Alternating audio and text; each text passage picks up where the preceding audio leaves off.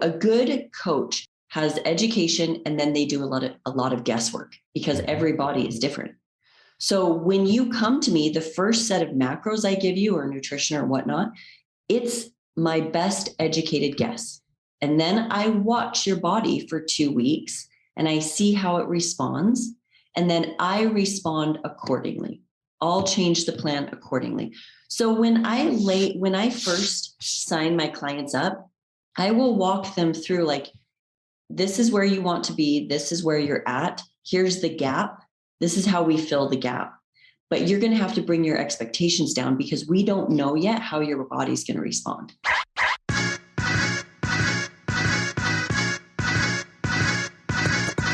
Hello and welcome to the Physical Preparation Podcast. I'm your host, Mike Robertson, and I'll be joined on the line later today by Lindsay Parker. Now, before we jump into this week's episode, I want to give you a quick recap of the week that was, because if I'm being totally honest, it wasn't the most exciting week, wasn't the most noteworthy, but still, mad things got done last week. So coming off kind of the holiday break, getting back in a routine, I had a lot of catch up to do. I had mentee calls, and that's been really fun. I only take a couple of mentees at a time because it is kind of time intensive, but I really enjoy the process. And I'm really enjoying the group that I have right now because we get a nice blend of, hey, let's talk some business stuff, let's talk some coaching stuff. But a couple of the guys that I'm thinking of right now, I mean, their client bases are full, which is awesome. They both got wait lists. One guy just signed a lease, so he's moving from being an independent contractor to opening his own facility. So really excited for where they're at. A lot of client stuff to get done, online client stuff, mostly because, I'm full as well. I know I mentioned this before the holiday break, but I was looking to add, somewhere between 3 and 5. I hate putting that out there on Instagram or wherever. It's like, oh, now looking for 5 new motivated. It's like so annoying. But I was legitimately looking for a couple new people to kind of just fill out the roster to start 2022. So got some new people started this last month. And for right now, the books are full. So excited to be working with them. I really, way more than in the past, enjoying online coaching. I feel like now I finally got all the processes set up. I've kind of just let people know what it takes to be successful. And I think I've done that in the past, but I've just pressed it a lot more now. Like, hey, if you're not sending me video, if you're not checking in regularly, you're not going to be successful. So anyway, lots of catch up on that front. Some coaching going on at the gym, some really good coaching. Like I mentioned before, I got a couple of my NBA guys in and out right now. So that's great having them in. I got a new young basketball player I'm helping do some return to play stuff with, so that's fun. Content, come on. I promise content, and I realize this is only week 2, but the content train is kind of cranking back up, and I'm excited about that. So I've been very consistent with the podcast over the years, so I'm not surprised by the growth there. But video, like Instagram, YouTube, that's been hit or miss. The writing has been hit or miss. And the writing is still kind of in that process of getting back on track. Some of the routines that I followed and just kind of the weekly schedule that I used to be more prolific when I was writing more, I don't have those right now, if I'm being honest. So I'm trying to figure out and structure my week in a way to where I've got a better balance between, being in the gym and coaching and doing the things necessary to drive iFast and get new members in there, but also the stuff necessary for me to create great content and not just the free unpaid stuff, like the podcast or the newsletter, articles, videos. Like you can consume those forever and never pay me anything, but I have to find this balance between the free content and then continuing to elevate the paid content via the certification as well. So excited in the grand scheme because I feel like things are trending in the right direction here, and I'm slowly kind of rebuilding some of those systems and some of those procedures to make sure I get that stuff out every week. So if you enjoy the content, definitely let me know, especially Instagram and YouTube. You're going to see stuff there pretty much every day for the foreseeable future. So I hope you enjoy it. And then last but not least, it's hard to believe because I think I agreed to do this like a year ago, but the Raise the Bar conference is coming up in Orlando, first weekend in February. So excited to do that. I did an Instagram live with Nick last week. And just talking about, some of the soft skills necessary to be successful. And this is something I've thought a lot about because I think most of us, myself, probably people such as yourself that consume podcasts and are into continuing education, kind of think of yourselves as higher level practitioners. And I know I definitely did. Looking back, in 2002, 2003, when I'm just getting started though, like the fact of the matter was I wasn't a high level practitioner. I didn't have those hard skills necessary to be a great coach. So one of the things that allowed me time to grow into being a better practitioner was my soft skills. It allowed me to, relate to people, to forge and drive and build relationships, forced me to empathize with the situations that they were coming from. So all those soft skills that I generated and cultivated as a young coach, I think gave me the time and opportunity to become the type of practitioner that I wanted to be. So I'm really excited to go to that event. I'll make sure I get some links in the show notes. So if you're still interested, I think there's maybe like 5 or 10% of seats are left for the live conference. And if you don't want to attend live, there's a virtual or online option as well. So excited to do that, but that's enough for me. We're going to take a quick break, and then we're going to jump into this awesome new episode with Lindsay Parker. It seems like almost every day I talk to trainers and coaches who are frustrated. Maybe they're frustrated with the results they're getting. Maybe they're frustrated because they don't have trusted resources to learn from. And maybe they're frustrated because they simply don't have enough clients and wonder how long they'll be able to stay in this industry.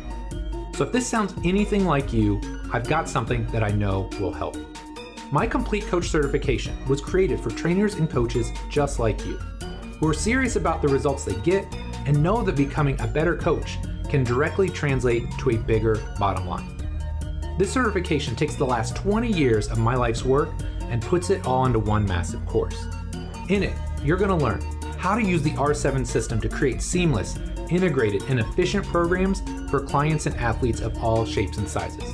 One of the best pieces of feedback I've gotten about the Complete Coach Cert is that people that train Gen Pop people and people that train high-level athletes and everyone in between is taking something away from the course. You also learn how to create the culture, environment, and relationships with everyone you train so you can get the absolute best results. You're going to learn the exact progressions, regressions, and coaching cues I use in the gym, from squatting and deadlifting to pressing and pulling and everything in between.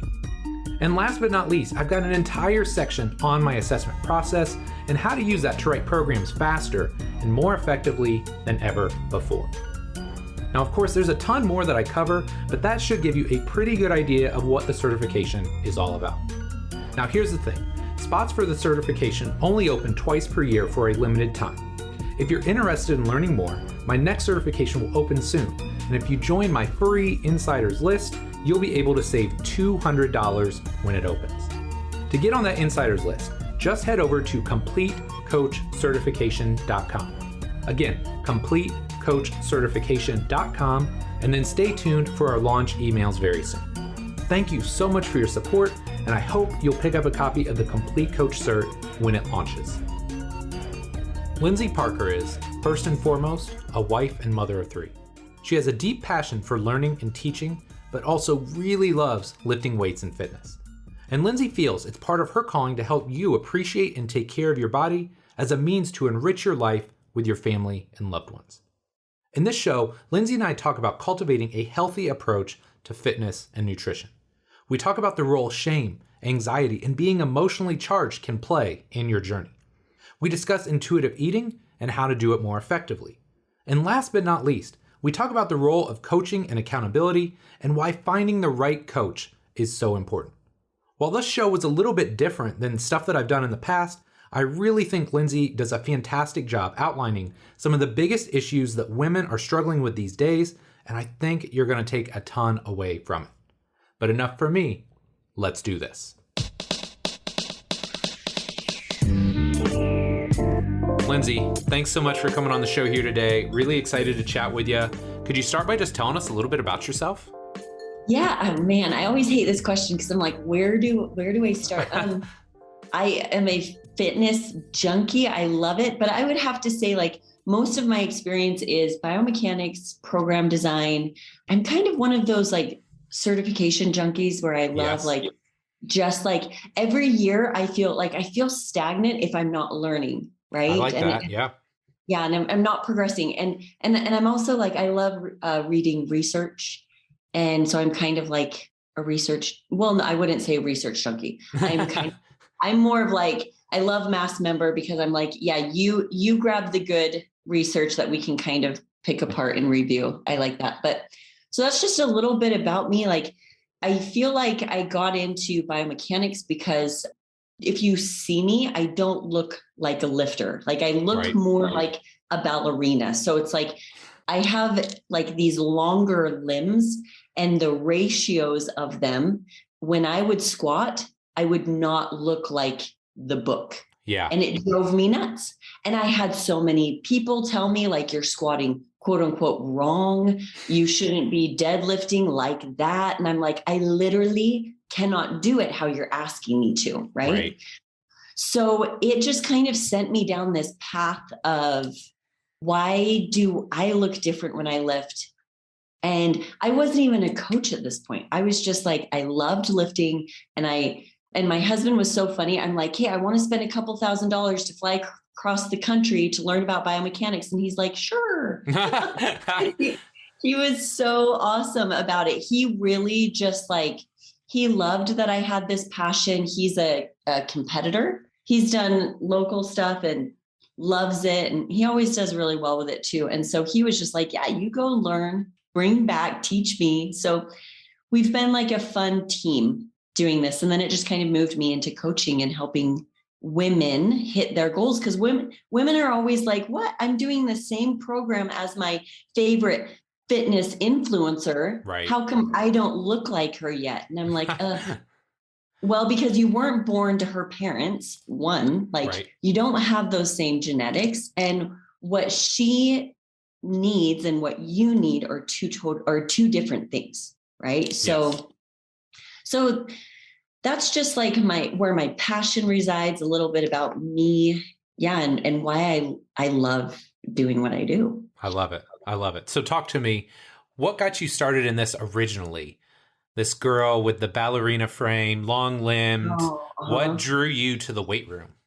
Okay, so I was more like pushed into the weight room. Okay. I would have to say by my husband, because right now it's a lot more common. Weights are more accepted now for women. Like they're finally realizing this is where the body of their dreams lies, is through this, right? Yep.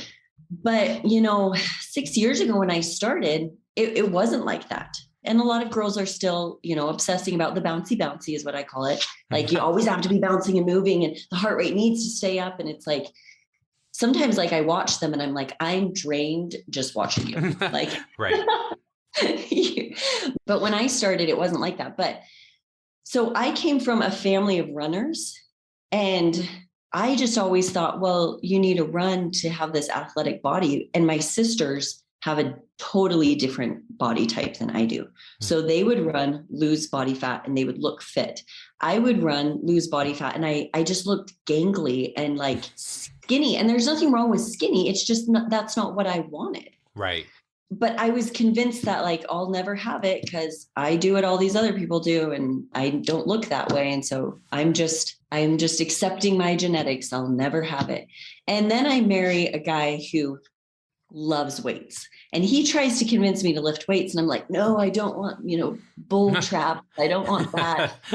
And then I got a lower back injury. I think it was from wakeboarding, but I couldn't run anymore. I couldn't do the bouncy. Like I had 3 bulging discs in my low back, and it hurt just to lay down on my back. Yep. Like with my legs, like straight, and the sheets would pull on my toes and that would hurt. Like that's how bad it was.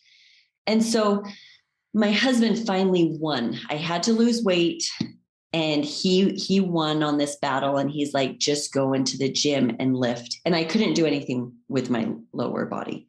And like, I couldn't run. I couldn't do a stationary bike. It all hurt. Yeah. But I could go in and I could do back and, lift weights with back and arms. And I just got addicted to it. I got addicted to feeling strong. Never in my life had I felt strong before. And so I just really fell in love with the process to the point where like, I felt like the night before was like Christmas Eve every night. I was so excited for my lifts the next day. But it was hard at first. I'm not going to lie. Like, as a girl who didn't look like she belonged in the free weight section, I felt like I was intruding on all of these guys who looked like they belonged there, kind of meatheads, some of them, kinder about it than others. And so I just felt out of place. But, after like 8 months, and every day I would come home and tell my husband, like, I just feel so out of place there. And I want to go back to my comfort, the cardio section. Mm-hmm. And he's like, keep doing it, keep doing it. And I remember finally 6 or 8 months in, finally coming home, and I was like, oh, I know what a pump is now. I got a pump. Like, that's what everybody's awesome. Talking about. And it's like, I can see my shoulders. And I just fell in love with the process of feeling strong. Love it. Love it. Okay. So talk to me about falling in love with that process and finding your passion there, and walk me through like where you're at now and the work that you're doing with women right now. That was me just falling in love with the process. Right. And then I started like, I'm kind of, people would probably say like I overthink things. Like, I like the nuances. I like learning about it. I would do a bicep curl, and then I would print off these free plans off of, bodybuilding.com or something like that. Now I look back on them and I'm like, ooh, that was bad. That was really, but do you know what? As a newbie lifter, gosh, anything's going to work, right? Yep. Anything. So me just getting in, going through the motions, getting into the habit, falling in love with this, excited about strength. And then as I developed as a lifter, then it makes sense to, okay, now I'm wondering, like, why in this plan is there a bicep curl? And then there's also like a supinated bicep curl. Like, what's the difference between the two? And I just started questioning a lot of things. My husband has loved lifting since he was younger. And so it was fun coming home and like questioning it and diving into it. And then when I could finally start doing lower body stuff, and I could finally start lifting, trying to do squats without hurting my back that was already fragile, and RDL or deadlifting, and trying to build my strength, but I had to be very cautious about my back at the same time, because I'm coming from, this background of this injury. And so that's when I just started realizing that everybody tells me that I need to squat a certain way, but I can't. And so it was so fun. I was I don't know if you've heard of N1 Education. Kasim Hansen is really he is taking, in my opinion, he's taking the industry to the next level. Like, the amount of detail that he's diving into with a lot of, and his background of research and biomechanics is really helping out. So anybody who's listening, man, follow him. He's been one of my mentors. So I was one of the first that started going through their programs and their coursework and their practicals. It was so fun finding out, like, well, the reason why you don't squat like that is, we've got a few things. You have these freakishly long femurs. I call them my lemurs. They're Lindsay's femurs. They're freakishly long. And people will always say, well, it's because you're tall. I'm like, it has nothing to do with height. It has to do with my proportions. Yes. And then on top of that, you throw in there like at the time, my lack of ankle mobility. And there were just some other structural things that were, and I could make these small modifications and then be able to squat towards my goal too. That was another thing. So it has been really, but then also I'm, if we're going to label my body, it's more of like an ectomorph. Like I'm spending a lot of time in builds to try to put on more muscle. I'm not one of those girls who naturally genetically had a lot of muscle, went through a 3-month, fat loss phase. And now all of a sudden you can just see my muscle that was genetically there from the beginning. Like, I've been somebody I've put on 15 plus pounds of muscle, and I've continued to work towards that. That wasn't always the case. At first I just wanted to kind of lose my belly, feel strong, see, what girls are like, feel toned. Yep.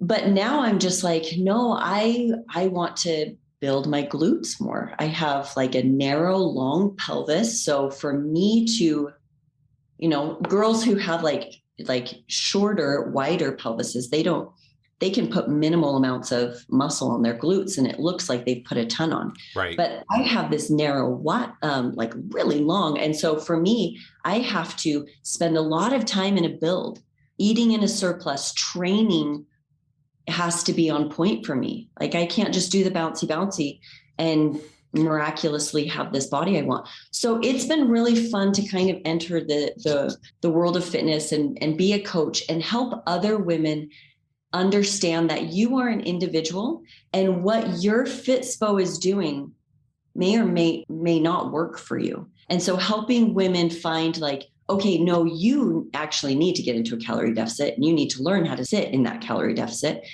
And it's okay for you to feel hungry. But another girl, I'm like, no, you need to eat. Right. You need to be in a calorie surplus.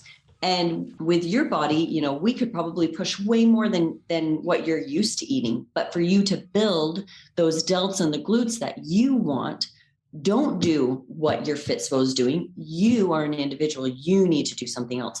So it has been really fun to do that. And then on Instagram, I don't always have a six pack because I'm in a build, right? So It's really enjoyable to show women like right now I have rolls and I've got to embrace them. I am feeling fluffy and I've got to embrace that and just breathe it in because I want muscle. And if you want muscle, then you've got to embrace this too, which is a completely different narrative than what most women are used to hearing in this industry. Yeah.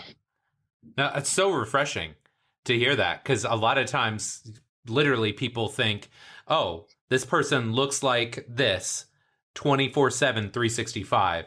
And so for you and somebody that's got, a very big social media following to show like, hey, look, I don't look like what you would think I should look like every day. And I'm okay with that. That's got to be really empowering for them.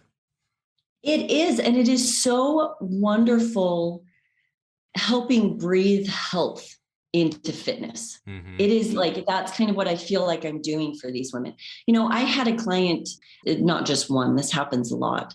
I posted this yesterday or did a story or something like that on Instagram yesterday about this. I have these girls come to me saying, I need to fix my metabolism. And I'm just like, do you know what? You actually don't need to fix, quote unquote, your metabolism or your hormones. Like they're fine. But what they're really asking for is they want permission to be able to eat more. They want permission. They want somebody to tell them who's coming at it from from a knowledgeable place to tell them, do you know what? Eat more. Right. That's what they want to hear. And they're so grateful.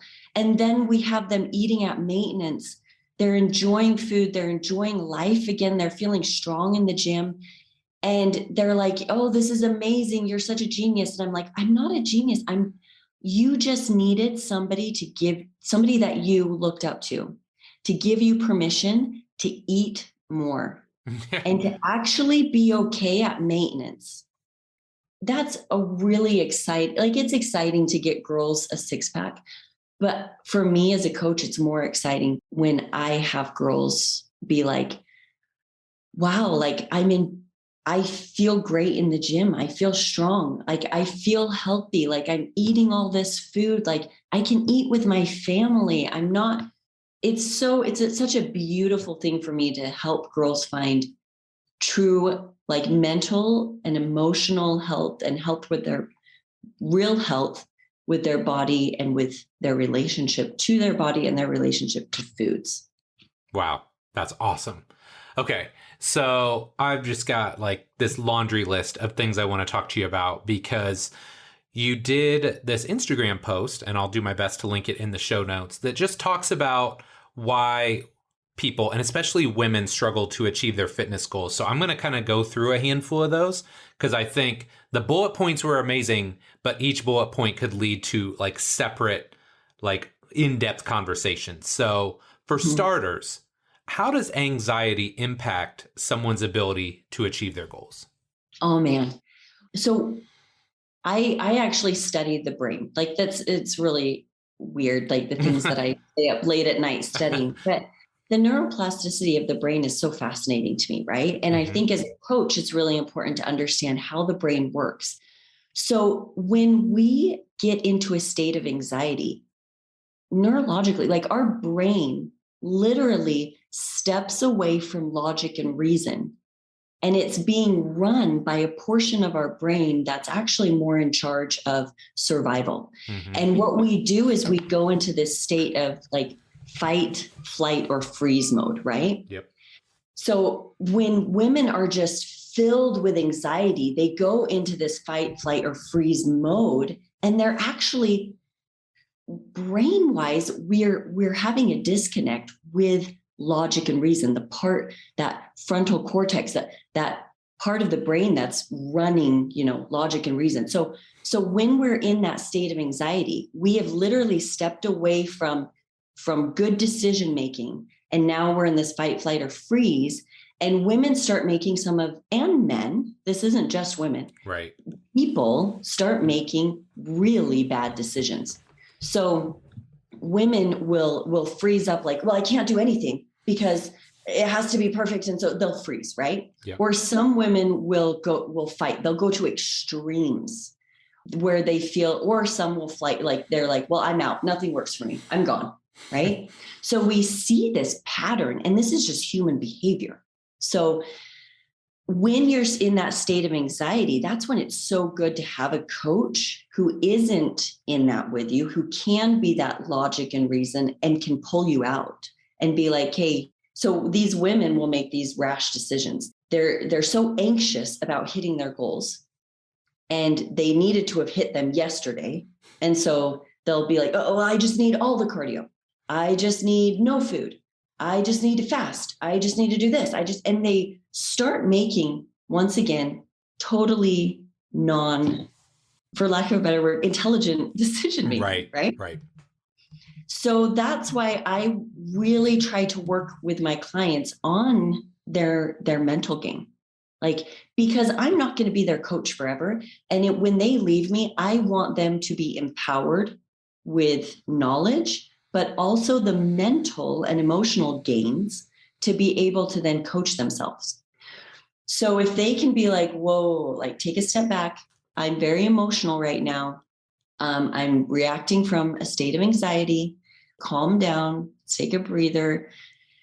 Let's look at the data, not my emotions, not how I'm feeling, but look at the data and then base our decision-making off of that. So the truth is, I haven't been following the plan. So instead of trying to lower my calories to 0 and raise my cardio to 2 times a day for an hour, maybe I should just follow the plan I have right now 100%. Then I'm not starving. Then I have time for my family too. Right. So that's something that I like walking my clients through and everybody has those emotional moments. I have male clients too, and they have their emotional moments too. There's this emotion when it comes to our body, especially when we cannot distinguish our worth from our body. And I would have to say that culturally, women do this more because so much emphasis is put on body and worth. And we are seeing that shift to now men are really feeling that as well. But I would say social media has some play in that. And I don't think it's healthy, but that's what we're dealing with now. Yep. So it's a part of coaching that cannot be ignored if you're in this game. Yeah. That's such a great point. Like the thing that I always like take notes when we're doing this. And one of the things that I wrote down is trying to move people from this subjective state to a truly objective state. Right. Yeah. Like you said, like when your emotions are running high, when you're anxious, when you've got all these other stressors or things that are going on, it's very easy, like you said, to see these massive pendulum swings, right? It's like, oh, I'm going to starve myself, or, oh, I'm going to do all the cardio. Oh, well, now I look weak and I'm going to do all the strength training and I'm going to bulk. And so you literally see people going between these extremes in a matter of days or weeks. So taking the time to, like you said, step back, be aware of where you're really at, being objective about your adherence and the things you are or aren't doing correctly makes all the difference in the world. Definitely. Yep. You summed it up way better. You should just do it tonight. That's You okay. took my 20-minute rant and No. summed it in like 2 minutes. Well, that's my job. I got to bring it all together. Okay, so another topic that I'm really interested in is expectations. And you mentioned this. I think it's always been hard for women. And as you alluded to, it's probably getting harder and harder now for men because they're used to seeing these guys that look fantastic and they've got six packs and they assume that, that's how they live 24/7. So how do you help your clients better manage expectations and what they can realistically expect to achieve from their own bodies? That's a great question.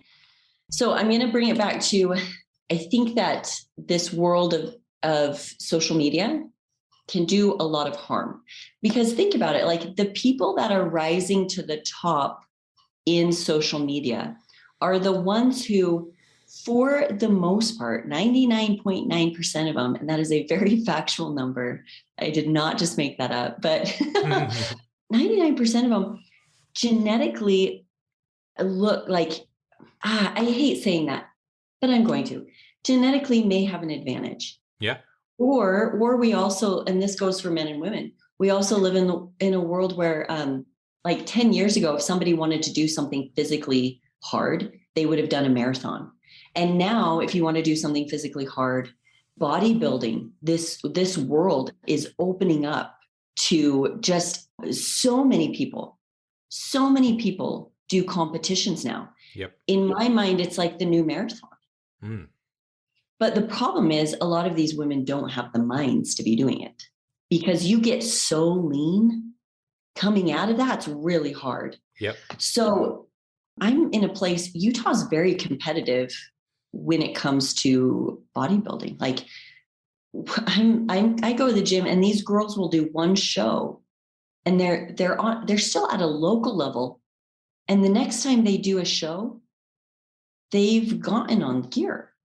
Yeah. Like it is so unbelievably common that people would be very shocked if they knew how many of their Instagram people that they follow have dabbled into it to some degree. Yeah. And so that's really hard. It's hard because it's like, I don't want to just say, well, don't take them seriously because they're genetically blessed. Like genetically blessed people can know what they're doing. Right. But if anybody's ever scrolled TikTok or Instagram long enough, you'll also see that there's a lot of genetically blessed people who have no clue what they're doing. Right. Right. And you don't have to look very far to see it. So expectations are really high because you have a lot of people trying to sell high expectations, because that's how they sell their workout plans. That's how they sell their coaching. See the body of your dreams in 3 months. They try to sell all of these. And so I'm over here on the other end being like, I'm like trying to pull back your expectations, because I'm somebody who has been natural and have more of like a background in education. And no, this is, for majority of people, this takes a long time. Right. It doesn't take 3 months. It doesn't take 12 months. For some people, it can be a process of 5 years before they're like, whoa, right? Mm-hmm. Depending on their goal, totally depending on their goal. If it's leaning more to muscle growth, then time is very essential, right? Yep. You cannot get around that unless you're taking something, right? And then you kind of can get around that a little bit. So it's hard to tell people, like, you bring down your expectations. You're seeing all of this fluff that isn't necessarily real, or maybe they just don't even have very good understanding to be able to see through the fluff and what's real, right? I have a lot of women say that, like, that's really hard. But anyways, so walking them through expectations, I always tell them, like, the only thing that you can control is your day-to-day. You actually can't control the outcome. Yes.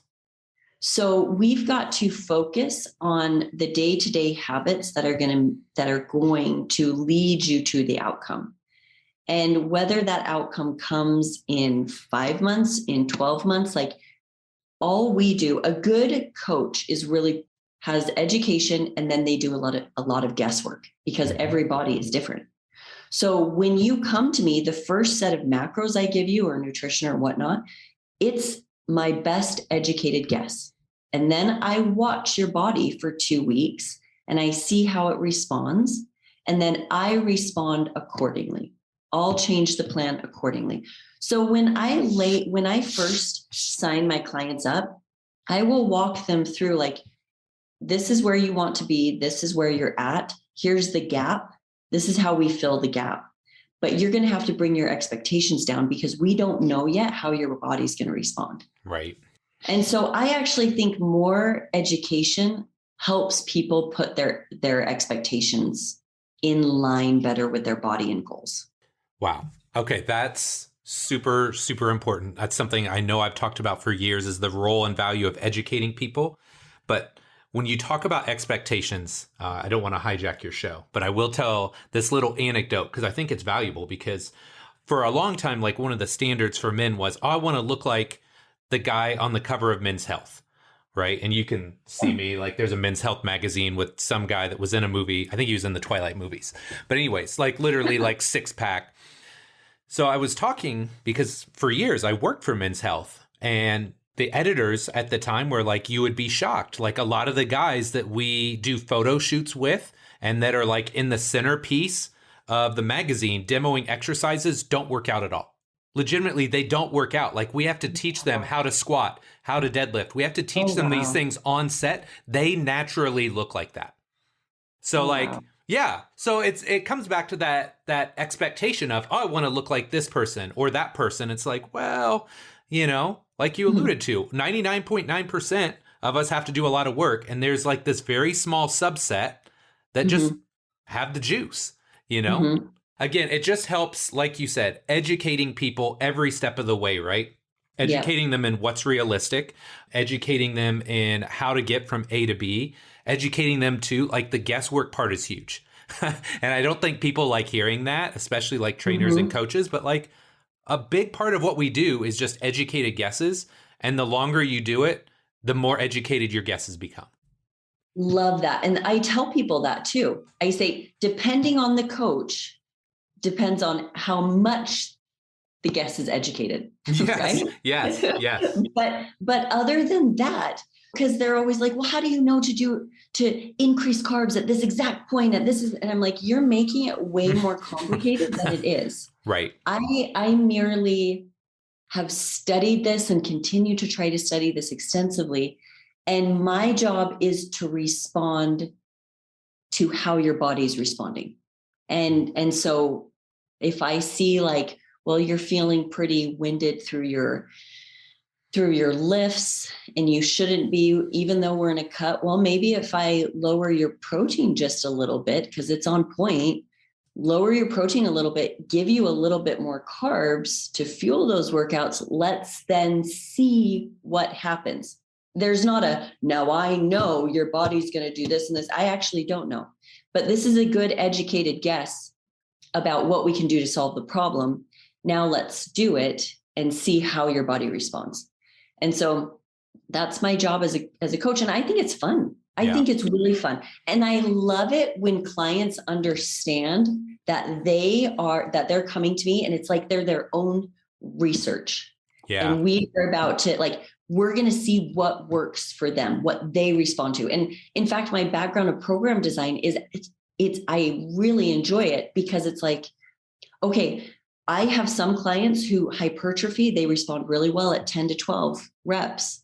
And then I have some clients who are far more trained or with more muscle tissue, and they're like 6 to 8, they're like 8 to 10, right? So I love this, okay, we're just going to see what works for you, how your body responds, and then we change up the plan accordingly. Love it. Love it. Okay. Along kind of these same lines, when you posted that Instagram post, something you talked about was shame.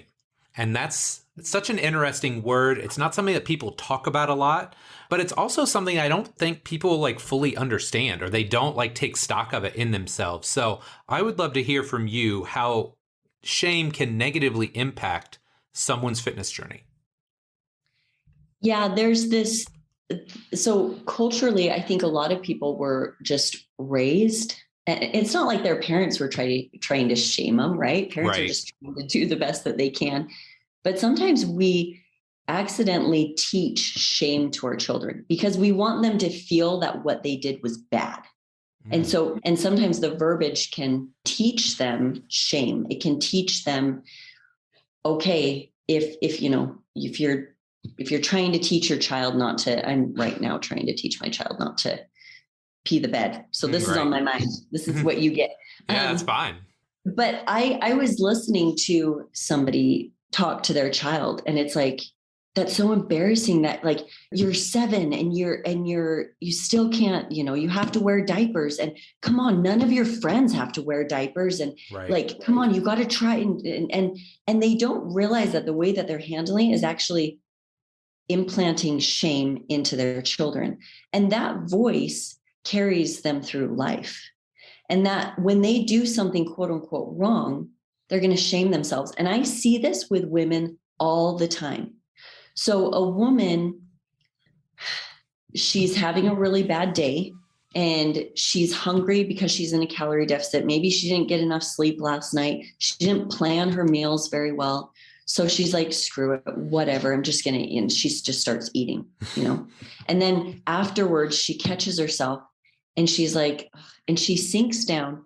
And the voice that was taught to her about how to handle failures comes back, and it is shame. And it's, everybody else can do this. Why can't I do this? This is, what's my problem?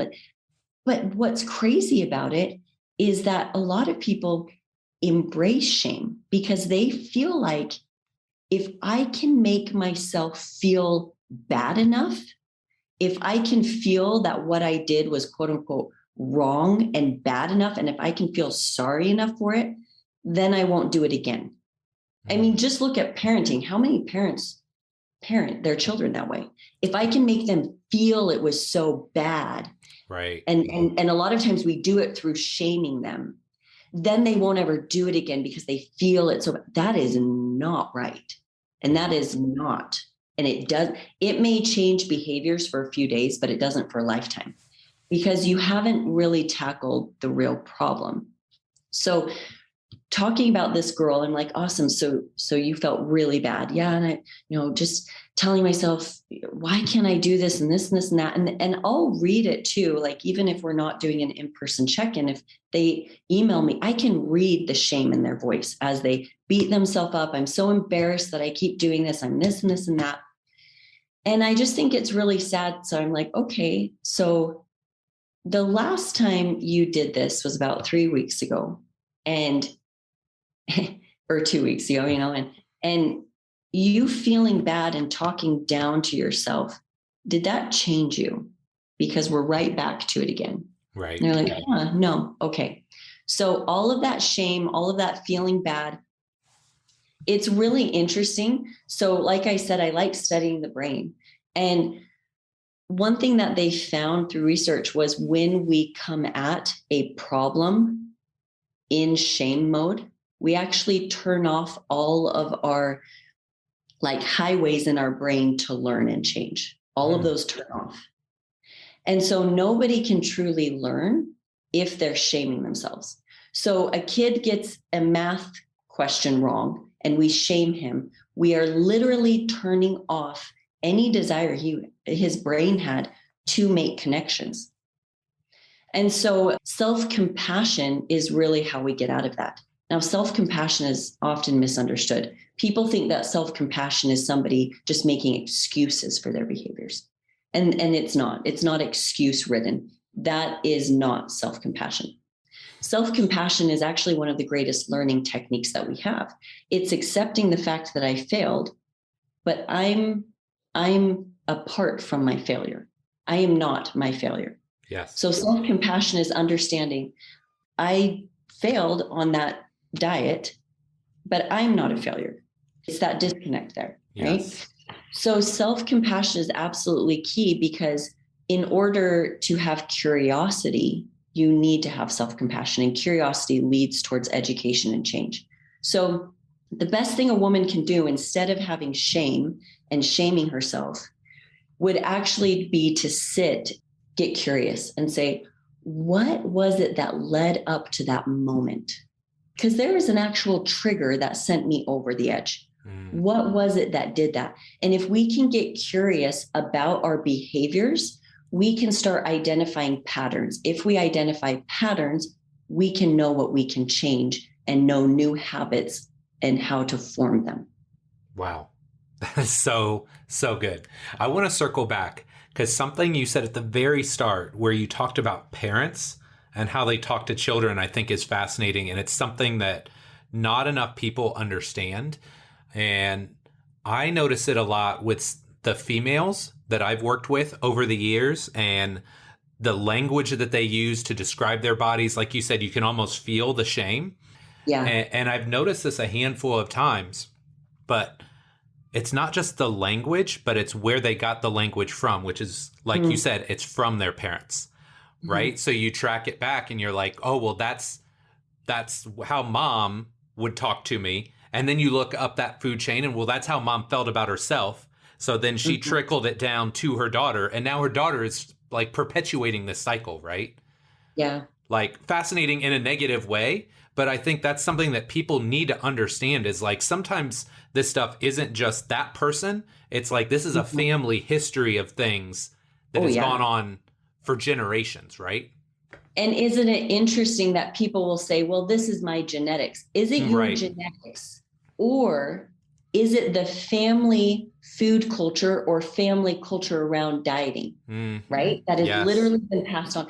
So here's where women have to be very cautious, is when we experience something negative like that, what people often tend to do is they want to swing the pendulum way to the other side. Yep. But wisdom is seldom found in extremes. Wisdom is found usually in the middle.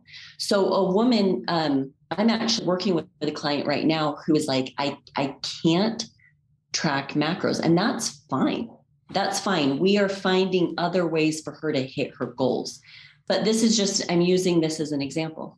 So we started diving into this, and we found, and she started opening up about the fact that her mom had, she believes her mom had like some degree of anorexia. And there was, and so this is now a trigger for her. And she grew up in this home where this mom wouldn't eat, but everybody always praised her mom. You're so skinny, you're so fit, you look so good. But here this girl, this little girl is seeing, but this isn't healthy. And she's spotting it. This isn't healthy, how my mom is obsessing about this and looking this way. So what does she do? Well, she swings to the other side of the pendulum, and she's like, I'm not going to do that to my children, which is a wonderful thought. Don't teach those bad habits to your children. That is a beautiful thought, right? Right. But then all of a sudden it's like, so I'm not going to talk to them at all about food. It's like, whoa. But you've got to educate your children about food, because we are now living in a world where food has been modified to such a heavy degree that it becomes very hard for us to actually intuitive eat. So whole foods, our bodies can intuitively eat them because they're filled with fiber and, dense nutrients. And so it's easy for us to eat those and feel full without overeating calories and be an intuitive eater. But that was the world of yesterday. That is not the world of today, right?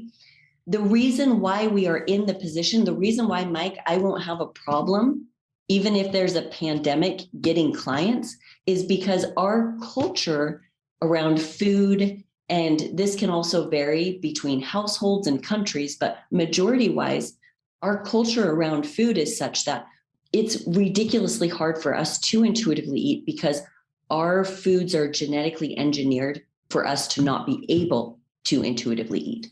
So I understand this woman.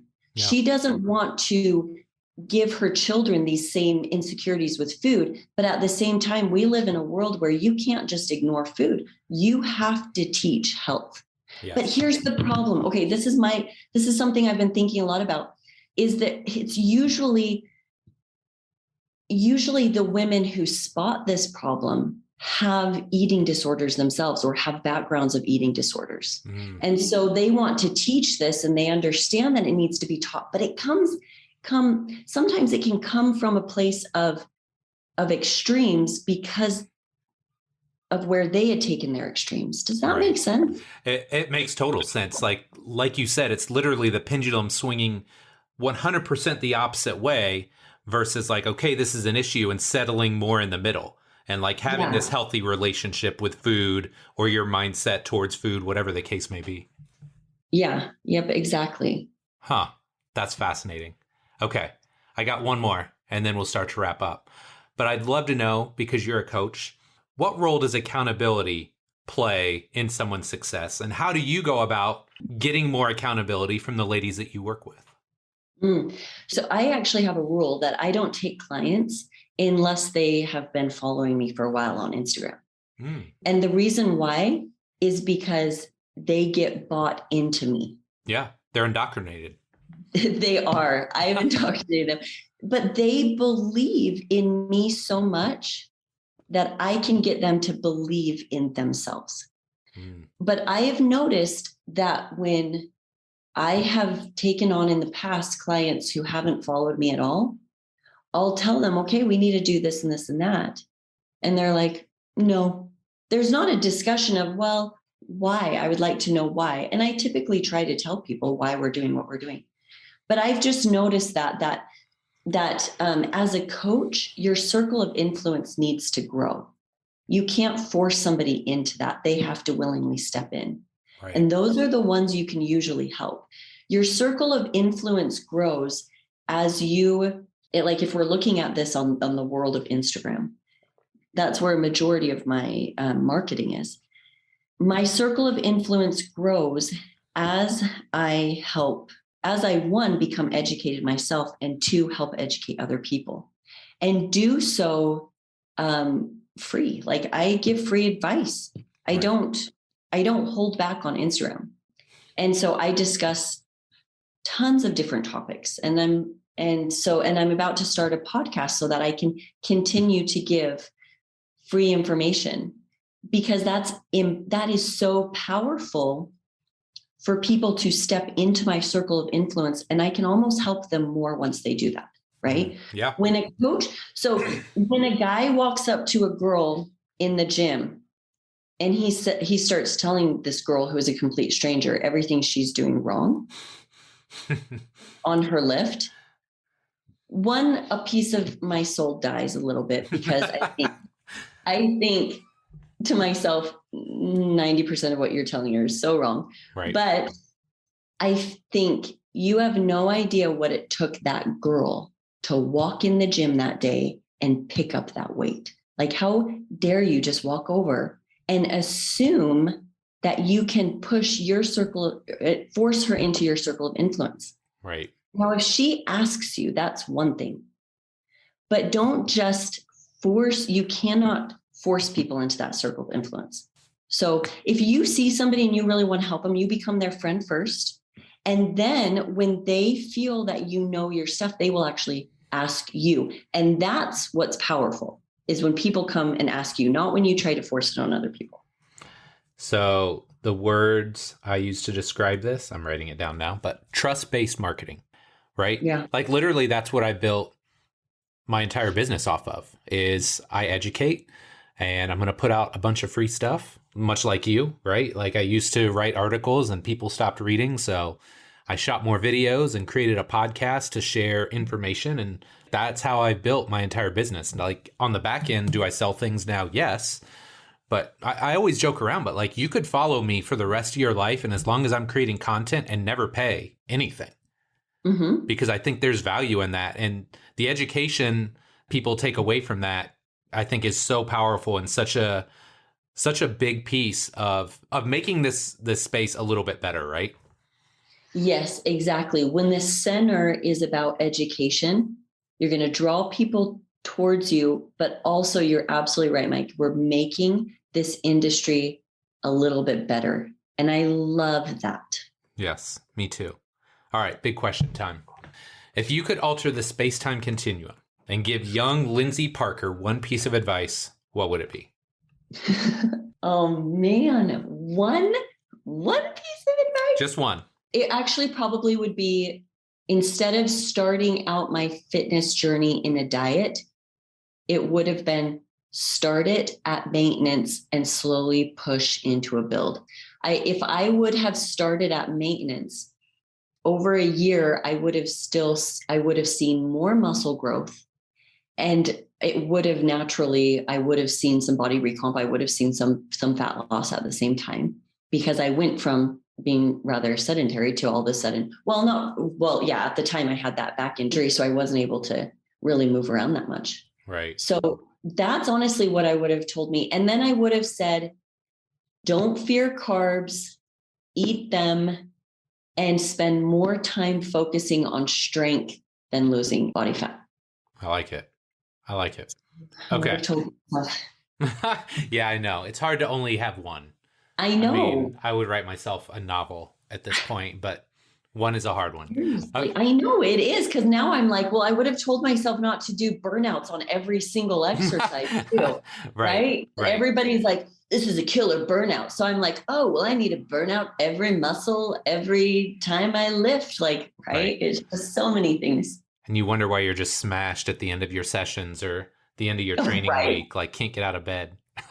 Why do I feel this deep exhaustion in my chest all the time, right? Yes. It's I went from training way too much, thinking more is better.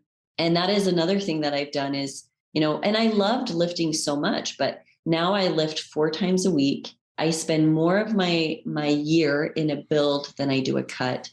And especially the past 2 years since I had my last baby, I've spent more time, and I've seen my body change in such fun ways that's one I wish more women would understand. The body you want is actually through eating more, not always less. I mean, there are those times, right? Yeah. But also through lifting heavy weight. They look at a fitness person and they think, well, she spends all of her time in a cut, and she spends all of her time tracking macros. And I said, no, not a smart one. Not a smart one. Yeah. Love it. Okay. Last but not least, lightning round. So 4 fairly short questions. Your answer can be as long or short as you like.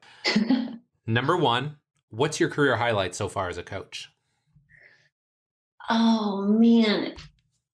My career. Okay. I was thinking of something else. My career, it really, truly is when women are excited, get excited about the process, and they fall in love with lifting heavy. I had a girl message me today. She's not a personal client.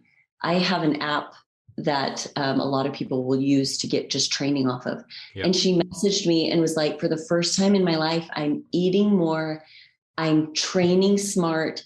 And my husband is talking about my back muscles and my biceps are showing. And I get so excited about that, because I'm like, and then on top of it, she's like, I've spent my whole life restricting my foods. So I'm like, she is now finding health and fitness, not just fit body, but she is finding health, and she's combining it with her fitness. And that is a beautiful, powerful combination. Yeah, that is awesome. I love hearing that. Okay. Number 2, like you alluded to, you built a really successful brand on the Instagrams.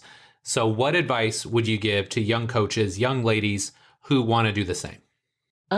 Focus first on educating yourself, not on the likes, not on the follows. Everybody is obsessed with the likes and follows. And I know people who have 3 times as many followers than me, and I am making 4 times as much as them, right? Don't get caught up in the likes and follows. You put out quality, no nonsense, good information, but you can only have that if you are constantly pushing to educate yourself. N1 education is probably the best course I ever took. And I continue to do other courses, but I keep coming back to them because they set me up for such success as a coach. So those are the things. You focus on educating yourself, knowing as much as you can, and share quality information, and people will step into your circle of influence. Doesn't matter the likes and follows. Just put out good information. We need that as an industry. We need good information. Agreed. And I like that idea of people stepping into your circle, right? Mm-hmm. Versus trying to grab them and pull them in. They will willingly come if you're providing great information. Yes. That's awesome. Okay. Number 3. I hate these questions, but I'm going to do it anyway. If you could give the ladies of the world one message about fitness, what would it be? Oh, it'd probably be a question. Do you enjoy it or are you a slave to it? And I like that. That's a big shift in mindset, right? Yeah. Yep. Are you a slave to it? Do you have to do it or do you do it because you love it? And if you don't do it because you love it and you feel like you have to do it, then you know there's a big red flag, and find a good coach who can help you make that mental shift. The great thing about that too is it, without saying it, speaks to sustainability, right? Yes. Is this going to be something they do for 2 weeks or 2 months, or is it something that they can do for the long haul? That's really powerful. I like that. Okay. Last but not least, number 4. What's next for Lindsay Parker? I finally said, fine, I'll do a podcast. So that's good. That's good. I've had some good feedback from people that when I do podcasts on their show. And so I'm like, and a lot of times it's like, there are these little things that I'll share on Instagram that I'm like, and people will say, well, what about this and this and this and this? And I'm like, hey, I only have like, how many words? Like 150. I don't even know.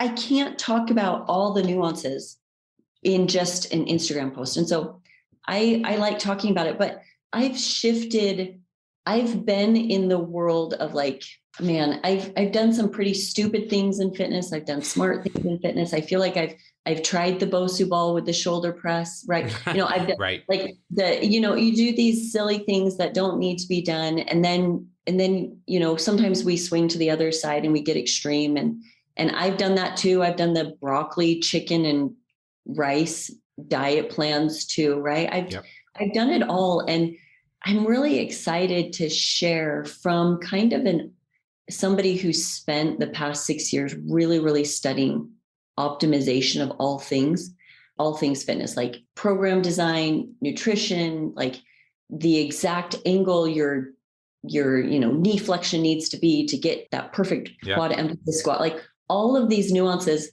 And I'm really excited with the podcast to present it to just normal, average people, like about how this is the information you need. This is the information you don't. Okay. Right. Like I'm excited to take like all of the things that I've learned with optimization and be like, you don't need to worry about that, but you should be worried about this, So I'm excited to speak not to a population of bodybuilders, but to a population of moms and dads and just like regular people who just want to look and feel better. Yeah. Well, they need a filter, right? Like that's one thing that you accrue with time. The longer you do this, like we talked about, the better your guesses are, right? But you've also just got a stronger filter. And unfortunately, a lot of people don't have that. And so then they're kind of like, oh, well, this person seems like they know what they're doing and they're fit and they've got a great Instagram page. So I'm going to do what they say, and they don't have the filter to say, oh, no, that person probably has looked like that their whole life and they don't know what they're talking about. So we need more people like you out there kind of beating the drum and helping the Gen Pop people of the world have more realistic expectations as to what they can do and how to take better care of their bodies, because there's just not a lot of people doing that out there. So I will definitely subscribe. I can't wait. Well, thank you. I'm excited. It'll be fun. Yes. Well, Lindsay, this has been amazing. Such great conversation. Love the topics. Where can my listeners find out more about you and the great work that you're doing? So on Instagram, I'm known as Lifting Lindsay. And then my website is liftinglindsay.com. So wow, that will be very easy to link in the show notes. We can definitely do that. There you go. Awesome. Awesome. Well, Lindsay, again, thank you so much for coming on. This was really fantastic. Okay, thank you so much, Mike. All right, my friend, that does it for this week's show with Lindsay. Really hope you enjoyed it. I think I said this up top, but it's a little bit different than some of the shows that I've done in the past. And, we can obviously talk about hard skills and understanding biomechanics or anatomy or physiology. But some of these other deeper seated psychological things that may be kind of underpinning some of our clients' successes or lack thereof, I think are really important, really relevant for us to be talking about. And especially if you're somebody as a trainer or coach who has maybe not had body issues, who has always been athletic, who has always been lean, and got into this because you're excited about it. It's important to have somebody like Lindsay speak for, the clients and athletes that do struggle with these issues, because I think there's a lot of deeper seated psychological stuff going on that we don't always see, that we need to be conscious of, that we need to have on our radar. So again, a little bit different show, but I really hope you enjoyed it. If you did, do me a small favor. Go to wherever you consume podcasts. Doesn't matter where, iTunes, Stitcher, SoundCloud, Spotify, Google Play, Amazon, wherever you consume podcasts, go there right now, hit the subscribe button so you know each and every week when a new episode drops. So my friend, as always, thank you so much for your support. Love and appreciate you. And we'll be back next week with our next episode. Take care.